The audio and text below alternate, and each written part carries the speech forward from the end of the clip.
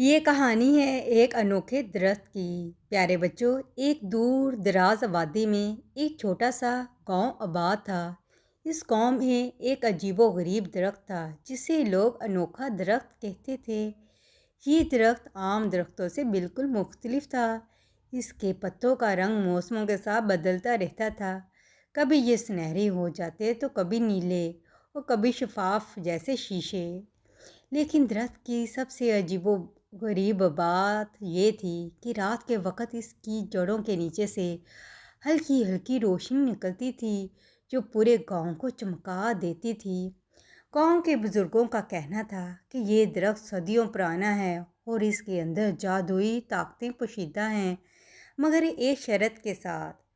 درخت کی جادوئی طاقتیں صرف ان لوگوں کے لیے کام آتی تھیں جو دل سے نیک، سچے اور ایماندار ہوتے تھے۔ جو لوگ جھوٹ یا لالچ کے ساتھ درخت کے پاس جاتے، انہیں درخت کبھی کوئی جواب نہیں دیتا تھا۔ پیارے بچوں، اس گاؤں میں ایک پیاری سی لڑکی تھی جس کا نام سارا تھا۔ سارا بہت رحم دل اور نیک لڑکی تھی، لیکن اس کی زندگی میں ایک بڑا دکھ تھا۔ اس کے والدین کا کئی سال پہلے انتقال ہو گیا تھا اور وہ اپنے چھوٹے بھائی کے ساتھ رہتی تھی۔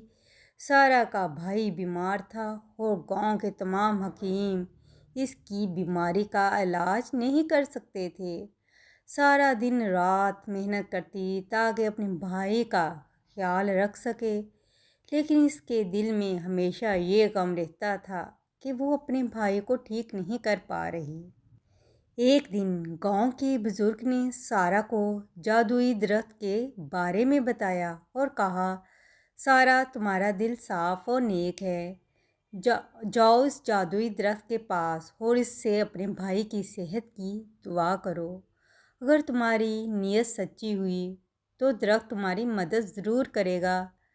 سارا نے اپنے بھائی کے لیے سب کچھ کرنے کا عزم کیا اور اگلی صبح وہ جادوئی درخت کی طرف چل پڑی۔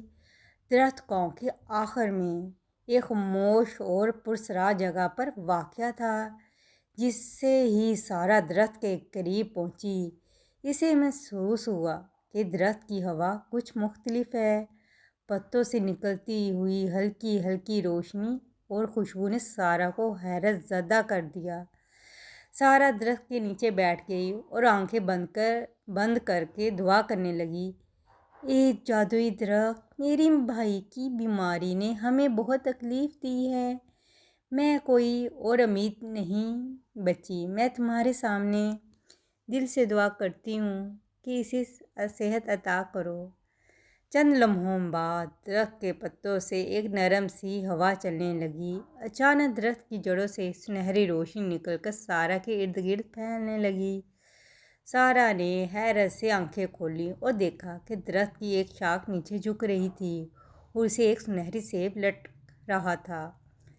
درخت کی طرف سے ایک نرم اور پرامن آواز سارا کے کانوں میں گونجی، یہ سیب تمہارے بھائی کے لیے ہے، اسے کھلا دو اور وہ جلد ہی صحت یاب ہو جائے گا۔ تمہاری نیت سچی ہے، اس لیے تمہیں میری مدد ملی ہے۔ سارا سیب لے کر گھر کی طرف دوڑ پڑی۔ وہ اپنے بھائی کے پاس پہنچی، وہ اسے سیب کھلایا۔ جیسے ہی اس کے بھائی نے سیب کاٹ کر کھایا، اس کی رنگت بدلنے لگی اور وہ چند لمحوں میں بالکل ٹھیک ہو گیا۔ سارا کی خوشی کی کوئی انتہا نہ رہی۔ وہ بھاگ کر دوبارہ جادوئی درخت کے پاس گئی اور شکریہ ادا کیا۔ اس دن کے بعد سارا اور اس کے بھائی کی زندگی مکمل طور پر بدل گئی۔ گاؤں کے لوگ بھی حیرت میں تھے کہ کیسے جادوئی درخت نے سارا کی مدد کی، مگر سب کو یہ بات معلوم ہو گئی کہ درخت کی جادوئی طاقتیں صرف ان لوگوں کے لیے کام کرتی ہیں جو دل سے سچے اور نیک ہوتے ہیں۔ سارا اور اس کے بھائی خوشحال زندگی گزارنے لگے اور جادوئی درخت ہمیشہ کے لیے گاؤں والوں کے لیے ایک نیکی اور محبت کی علامت بن گیا۔ لوگ جب بھی مشکل میں ہوتے وہ درخت کے پاس جاتے، مگر ہمیشہ یہ یاد رکھتے کہ سچائی اور نیکی ہی وہ راستے ہیں جو درخت کے جادو کو بیدار کر سکتے ہیں۔ پیارے بچوں، اس کہانی سے ہمیں سبق ملتا ہے کہ سچائی اور نیکی ہی وہ راستے ہیں جس سے ہم مشکل سے مشکل وقت کو آسان بنا سکتے ہیں۔ امید ہے کہ آپ کو یہ جادوئی درخت کی کہانی بہت ہی اچھی لگی ہوگی۔ اگر اس طرح کی مزید کہانیاں اگر آپ سننا چاہتے ہیں تو میرے چینل کو سبسکرائب لازمی کیجیے گا اور ایک پیارا سا لائک لازمی دیجیے گا۔ کل ایک اور مزیدار اور چٹپٹی کہانی کے ساتھ دوبارہ ملیں گے۔ کل تک کے لیے اللہ حافظ۔